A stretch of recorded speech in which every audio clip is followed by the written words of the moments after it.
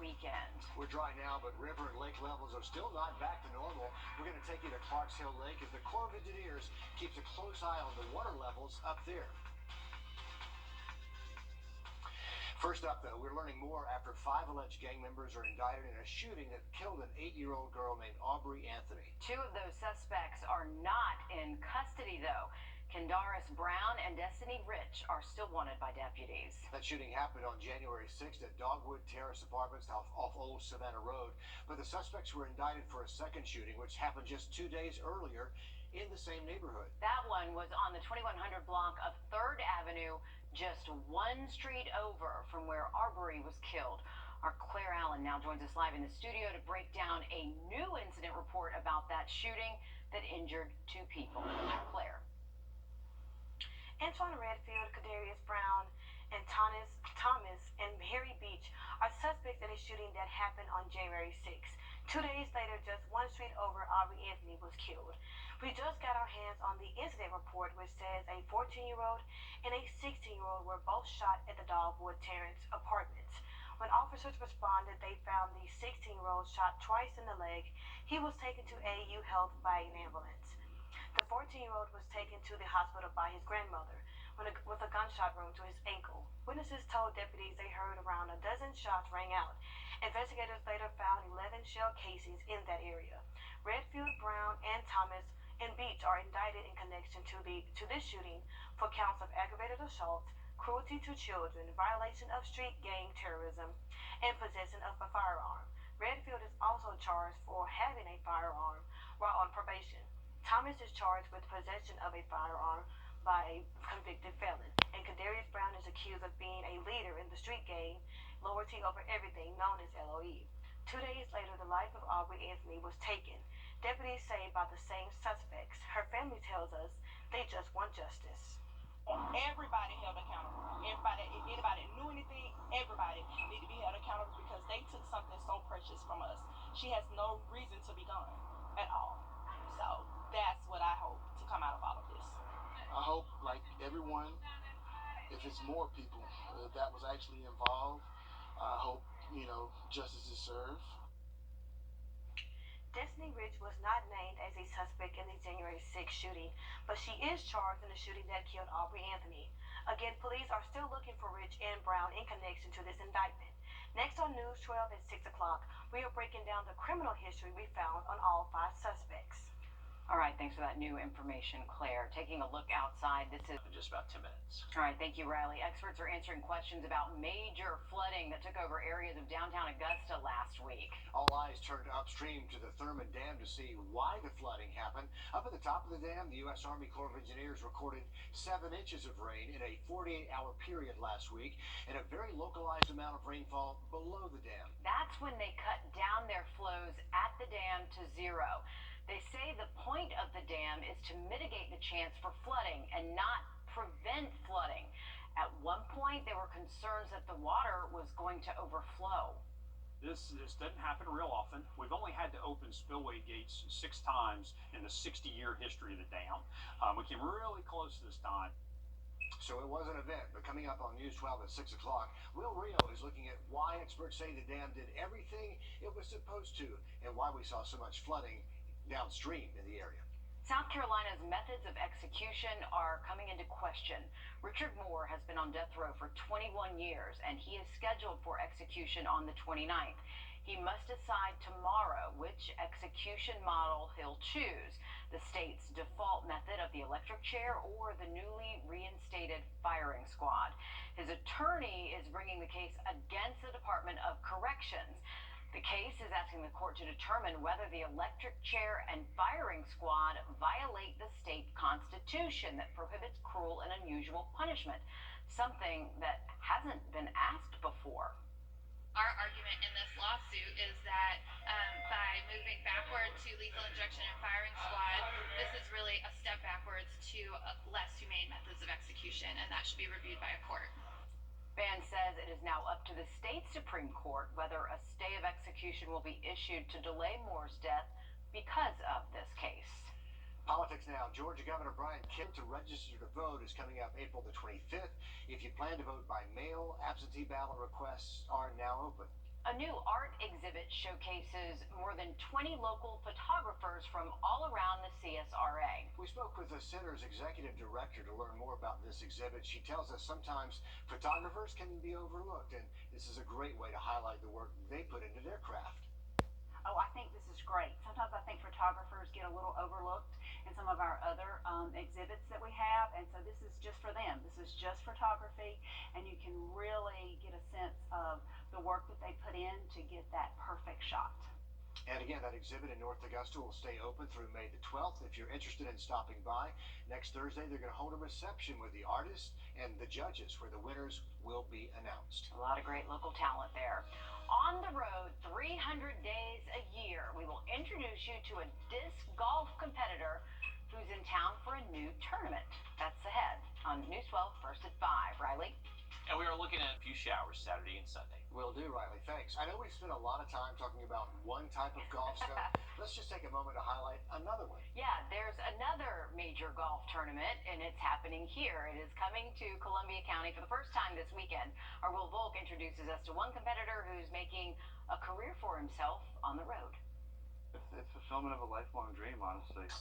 John Willis is living his dream, touring the country as a professional disc golfer. I remember just wishing to even be out here when I was a child. Nothing I'd rather be doing.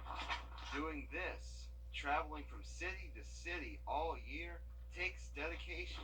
And for him, dedication looks like a 2003 Oldsmobile Silhouette minivan. This year, I'll probably be in the van, probably going on 300 nights or so.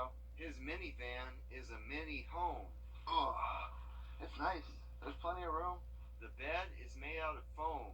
The living room is the passenger seat turned around. It's nice and comfortable, kind of just sitting in here. You can relax, read a book. There's a pantry in the back with room to keep his disc golf stuff. Up top, there's a fan and a solar panel. It's comfortable. Willis thinks it'll save him about $20,000 this year. He loves living this way, and not just for the savings. You can take it wherever you want. You get to go wherever you want and live out of it, and you can go cook and sleep and travel the country, and you're not really set to any restrictions of a foundation. Because of this minivan, he's able to chase down big dreams. Just live the van life, try and make the most out of disc golf. In Appling, Will Volk on your side.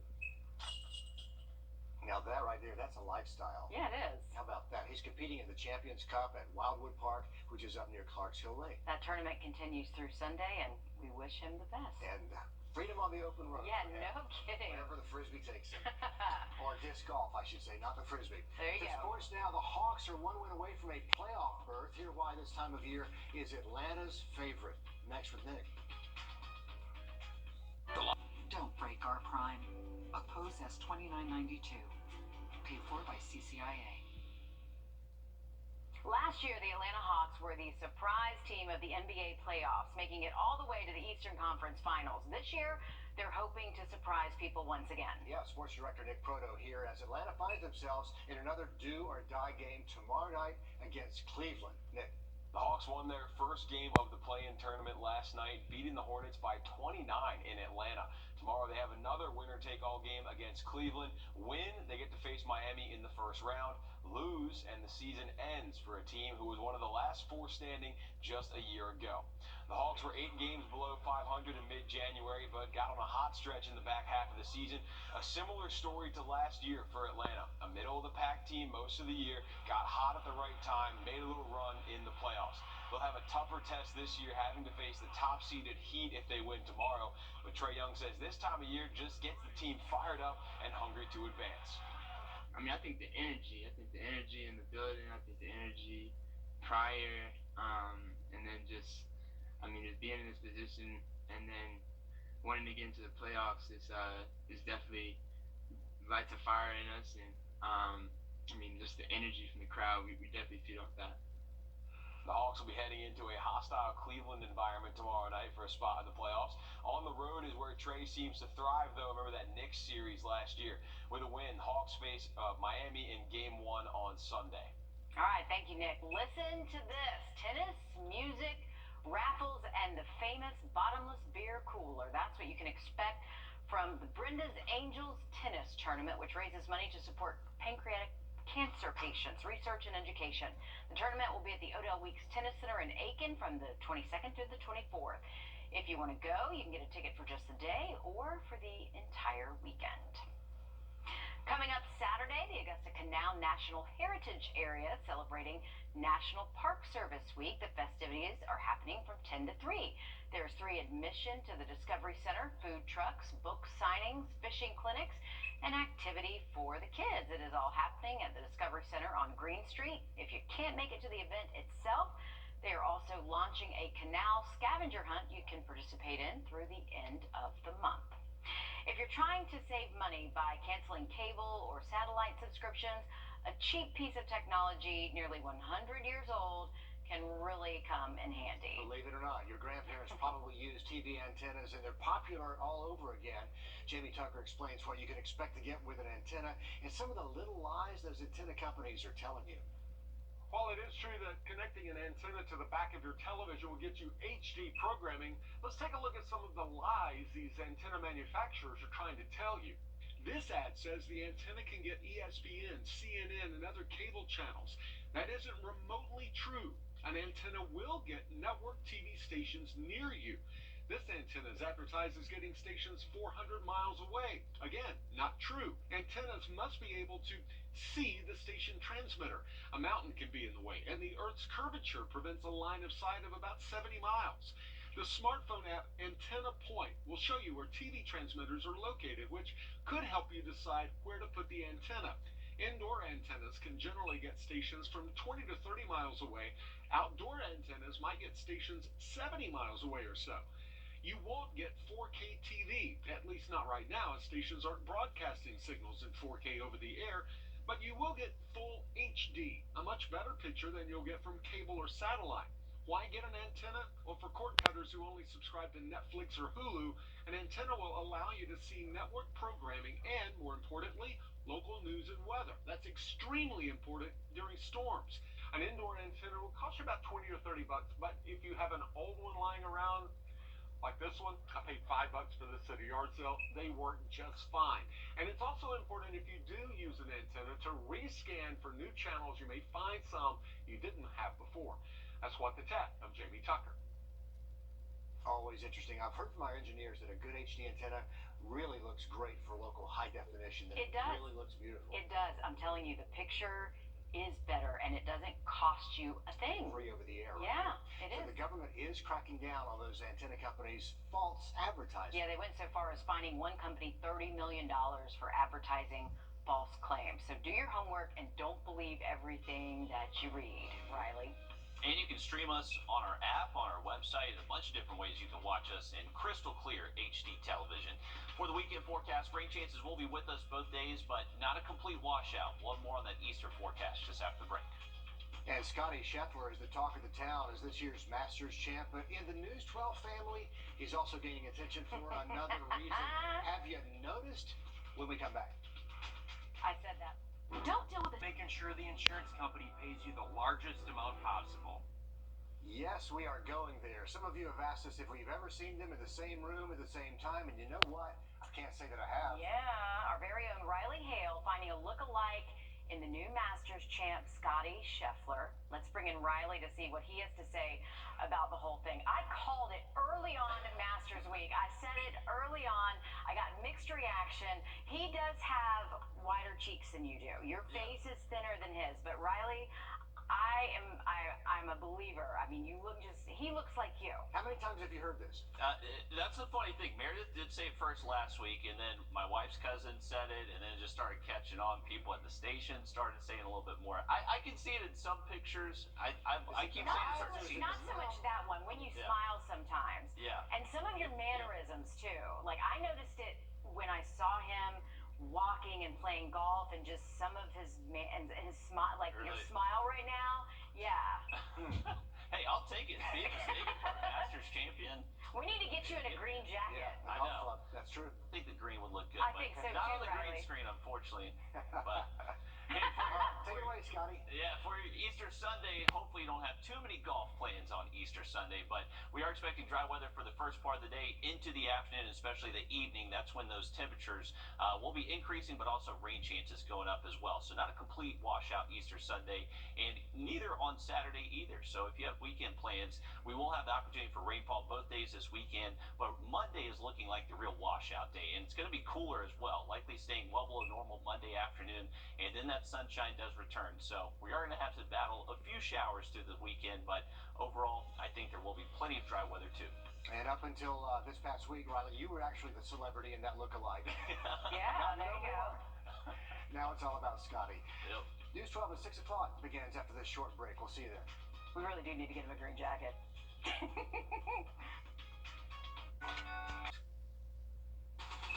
From the station that's on your side, this is News 12 at 6 o'clock. New at 6 o'clock, the I-Team investigates a new way of policing in Richmond County. Plus, we're dry for now, but rain chances are up for Easter weekend. First Alert Chief Meteorologist Riley Hale standing by with when to expect those showers. But first, continuing coverage on new indictments handed down in the shooting death of an 8-year-old girl in Augusta. Tonight, we're taking a closer look at the 25 counts against 5 different suspects for the murder of Aubrey Anthony and another shooting just 2 days before. News 12's Claire Allen joins us live in the studio. And Claire, all 5 are accused of being members of the LOE gang, and you say the search is still on for 2 more, right? That's right. The 14-page indictment accuses Kadarius Brown of being a leader in the LOE gang and orchestrating 2 shootings. The first shooting happened just 2 days before Aubrey was killed at the same apartment complex, injuring 2 teens. Both Brown and Destiny Rich are still on the run. An 8-year-old girl lost her life. My daughter. All 5 suspects are facing numerous charges related to the shooting death of Aubrey Anthony on January 8th. They include malice murder, felony murder, cruelty to children, violation of Street Gang Terrorism Act, possession of a firearm during a felony, aggravated cruelty to animals, and aggravated assault. Antoine Redfield, Kadarius Brown, Antonius Thomas, and Henry Beach are facing similar charges for another drive-by shooting that happened 2 days before at the same apartment complex. According to the incident report, on January 6th, a 14-year-old and 16-year-old were both shot at the Dogwood Terrace apartments. Investigators later found 11 shell casings in the area. I hope, like everyone, if it's more people that was actually involved, I hope, justice is served. The DA's office says Aubrey's case has been referred to the newly formed Violent Crimes Unit, and they will not rest until justice is done for these victims. And that's just the overall prospect that I want to give, and I know I feel that Aubrey's death didn't go in vain. We took a look at their criminal history. Thomas, Redfield, and Beach have lengthy rap sheets including charges of murder, weapon charges, armed robbery, drug possession, unlawful street gang activity, and the list goes on. Destiny Rich has never been arrested in Richmond County before this indictment. She had no criminal history. Brown, who's accused of being a gang leader, has previously only been charged with misdemeanors. Claire, thanks. To weather now, the sun's hanging around for at least another day, but then we're tracking the chance for rain into Easter weekend. Here's News 12's First Alert meteorologist Riley Hale with what we can expect. Weekend rain chances in just about 10 minutes. Living conditions in a local apartment complex now grabbing the attention of congressional leaders. It's a story our I-Team has covered for more than 6 years now. Code violations in the Bon Air apartments on Walton Way. And now Georgia Congressman Rick Allen is calling for a formal investigation. News 12's Kennedy Harris live from the Bon Air apartments. And Kennedy, you've spoken to some of the people who live there. What do they say about what it's like inside? Well, Richard, a tenant I spoke with today says she didn't want to interview with us was because she was concerned about the possibility of being evicted for speaking out. She says while living here in the Bon Air, her apartment has had leaks from the ceiling, mold, mildew, and bed bugs, and maintenance requests that just don't get filled. Local and congressional leaders say these living conditions are unacceptable. I don't think anybody should be living that way. An old white building on top of a hill. The outside is peaceful, but inside, I was in shock when I walked into one of the rooms, and when I see big old holes in the wall and ceilings have open, exposed beams, and that's not good. Commissioner Catherine Smith McKnight recently asked Augusta Code Enforcement to conduct an inspection of the property. They found more than 20 violations. Add that onto the 19 fire violations found about a month ago. That's a lot of things that need fixing. Redwood's owned this place now for over a year, and nothing has changed. Not one thing has changed. In Congressman Rick Allen's letter to the Federal Housing Authority calling for an inspection, he cites our 2016 I-Team investigation that found residents were living months without heat in the winter and air in the summer. You got my fan in yonder, that fan, and that fan. If you walked in, sweat poured off you. If you laid down, you got drenched in the bed. Section 8 properties like Bon Air operate under HUD guidelines with a lengthy checklist of quality living requirements. If they find violations, they'll force the owners to bring it to compliance. People deserve to have better living. That's not living. It's unfortunate. And Commissioner McKnight hopes that this potential inspection here in the Bon Air will have a trickle-down effect on other owners for low-income housing and make them fix up their properties as well. A lot of those apartment complexes under the gun. Kennedy, thanks for investigating that for us. And we're keeping track of repairs being made at Bon Air Apartments. These are some photos before and after a fire inspection just a few weeks back. You can see new appliances, pumps, fixed ceilings, and upgraded bathrooms. And we'll have a full list of completed repairs and what still needs to be done online at wrdw.com. Tournament week brought big crowds and more than 6,600 calls to Richmond County deputies. It comes as agencies across the nation struggle to retain and recruit officers while dealing with allegations of misconduct. The FBI now pushing for active bystandership among all forms of law enforcement. The I-Team's Liz Owens went through the first of its kind training at the first agency in Georgia to use it.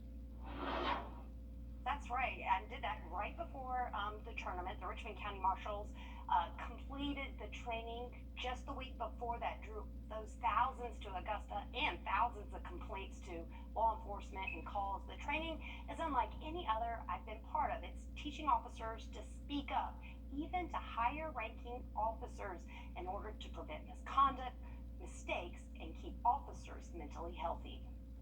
A Saluda County deputy using explicit language while responding to a domestic violence call. I don't know. You want a divorce so bad, why don't you make something happen? Oh my God. That's why I job. Because people like you. See, this is my third domestic for the day. I've only been off for 2.5 hours. Across the river, a Richmond County deputy charged with assaulting another deputy with a flashlight while on a medical call. Further south, Don't let me get you walking down the road. a Hetzeba officer loses his cool when a man wearing headphones walks by loudly singing.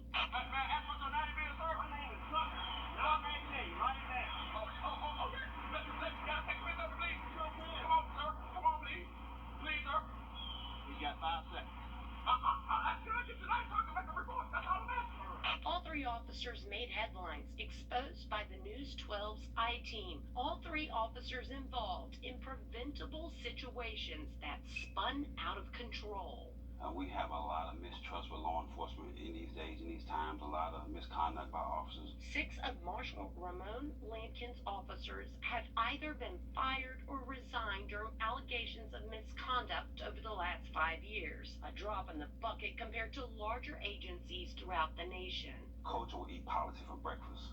I mean, so you can have policies all day, but if you have a culture that's different from your policy, that culture going to eat that policy all day long, and people going to do what the culture and not what the policy said. Which is why he mandated all of his employees undergo active bystandership for law enforcement or ABLE training. ABLE promotes and teaches officers to intervene when they see another officer, even a superior officer, stray from training or act in a manner that could lead to mistakes or misconduct. If an officer from another agency doing something that's going overboard, you're required to stop them, to, hey, pump the brakes. You can't do that. So it doesn't matter if you work for the marshal's office, state patrol, the sheriff's office, the board of education, AU, anybody. If we see any type of wrongdoing, you're going to stop it. Because the important part is protecting the citizens of this county. I sat in a room full of marshals, sworn and civilian, during one of the very first training sessions. Do you think that this will help slow that down? I think it will, because it gives an officer the tools to recognize it before it gets to that level. Colonel Bill Provis was our instructor. It frees each other up to say it's okay for you to intervene if you see me headed in a certain way, or if I may be making a tactical mistake, or I may be making some other type of mistake, for you to step in and back me out of that situation so I don't make that mistake. Able frees officers to break away from the good old boy system, to speak up when they see a brother or sister in blue go down the wrong path without fear of retaliation. The three pillars of ABLE encompass three very easy things, and that is that we want to prevent misconduct. Secondarily, we want to prevent police mistakes. And then, of course, it needs to be, and the third pillar is, of course, wellness. It's part of our wellness program. The ability to recognize stress and to recognize when we're headed in a place down a road that we don't need to go. Across the nation, law enforcement agencies continue to struggle with retention and recruitment, while a record-breaking number of officers lost their lives in the line of duty last year. Suicide among law enforcement has become such a concern now. The FBI began tracking the number of officers who die by their own hands this year. I mean, you got to think, I went to Academy in 1998, and especially being law enforcement, you thinking you got to be the hero, you got to be the guardian, you got to be the savior every day. And they never teach you that, you know, there's the other side of being a savior. You have to learn how to deal with those emotions. You have to learn how to involve your family. You have to learn how to have different aspects of your life besides law enforcement. As a mental health crisis emerges from the pandemic and a spotlight shines on the conduct of the badge, a new way of policing is beginning to emerge in Richmond County. So the Marshal's Office is the first in the state to put this training, known by the acronym ABLE, into action. Statesboro has followed and is also making it part of their officer training. Well, hopefully it'll make a difference in the community, not just for those community members, but the officers themselves too. Liz, thanks. Yeah, interesting look inside that. Still to come here, after a couple of days of torrential downpours and more rain in our forecast, we're going to check those river and lake levels. We're at Thurman Dam with an update coming up next. Time. Water levels in Augusta still trying to get back to normal after those 2 days of heavy rain last week. We had our Sky 12 drone up over the Thurman Dam today, where that water level, as you can tell, still pretty high, but nothing compared to what the U.S. Army Corps of Engineers says they saw last week, with the dam just inches away from overflowing. We saw the impacts here in Augusta with the 5th Street Marina underwater. Here's News 12's Will Rio with more on the dam's role when it rains. We had torrential downpours along the Savannah River last week that caused flooding in many parts of downtown Augusta. Now, that's raised questions about what exactly happened up here at the Thurman Dam. I spoke with one expert who says everything worked exactly how it was supposed to. Water levels are starting to get back to normal after a flooded start to springtime. Experts with the U.S. Army Corps of Engineers say they haven't seen anything like this in decades. Unique event as far as I'm concerned. Haven't seen one like this in my years up here. It's one of the highest flows they've seen since the dam was built 60 years ago. It was using about 88% of its flood storage. We were about 8 or 9 inches from the top of the flood pool. When we reach the top of the flood pool, that's the top of our gates. So water will start coming over the gates whether we open them or not. These dams are meant to help reduce flooding, not stop it. At that point, we're letting out water and we're contributing to flooding, but it's still not what it would have been if the dam wasn't there. This past week at the dam, their rain gauges saw 7 inches of rain in 48 hours, with heavy rain focused in Augusta. As the river continued to rise, we actually cut completely back to zero. So we were releasing zero from Thurman Dam at the peak. With flow cut down to zero at the dam, 20 miles down the river, the new Savannah Bluff Lock and Dam was recording 46,000 cubic feet of water per second. That's more than 344,000 gallons of water. That's an incredible amount. The river channel capacity is around 30,000 cubic feet per second. Once we get over that, it starts getting in people's yards. It goes into the park at Lock and Dam. Lowering the Augusta Reservoir wouldn't make an impact unless it didn't rain at all. If you're going to draw things down, you run the risk that if it doesn't hit, you've got other operational issues because now you're too low. And so it's a balancing act. At Thurman Dam, Will Rio on your side.